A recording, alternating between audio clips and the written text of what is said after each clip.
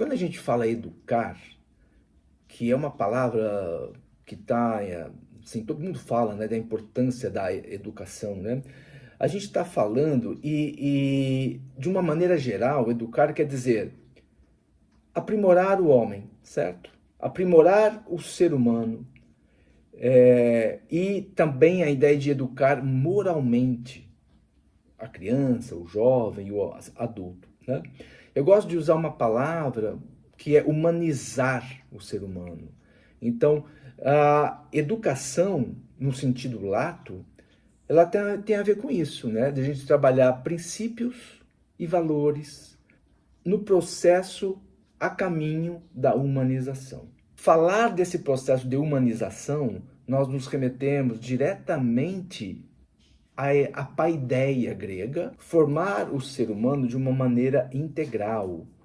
E aí nós nos remetemos a um outro conceito, já no período iluminista, que também tem um sentido de formação cultural.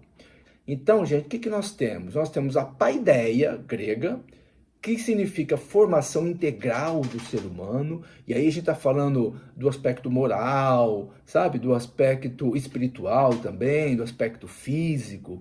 E quando a gente vai para o iluminismo, século XVIII, do termo Bildung, a gente está dizendo educação e no sentido de formação cultural. Aristóteles e o domínio de si mediante o exercício de hábitos consoantes com a virtude moral.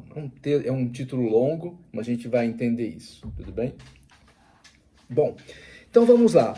Nós falamos de domínio de si, a gente pode falar também de cultivo de si. Mas como que a gente pode fazer esse cultivo de si? Ele vai dizer que a maneira de nós nos cultivarmos ou termos um domínio se dá pelo hábito. É o hábito que faz com que a gente possa atingir virtudes morais. Faz sentido isso?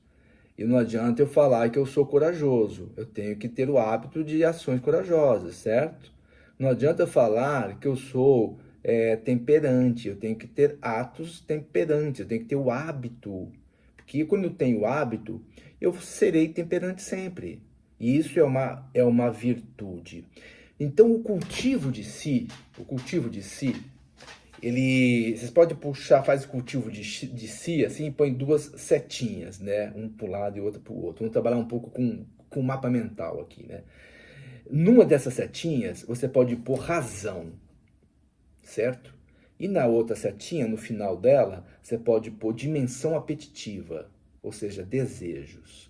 Então veja, gente, aqui nós entramos numa questão que o Aristóteles vai dizer dessa formação do hábito, né? Porque é o hábito que nos educa, segundo Aristóteles. É tendo o hábito de fazer as coisas que eu vou me formando um homem virtuoso. Só que nós temos essa dimensão que é antagônica, né? A razão e nós temos os nossos desejos, a nossa dimensão apetitiva.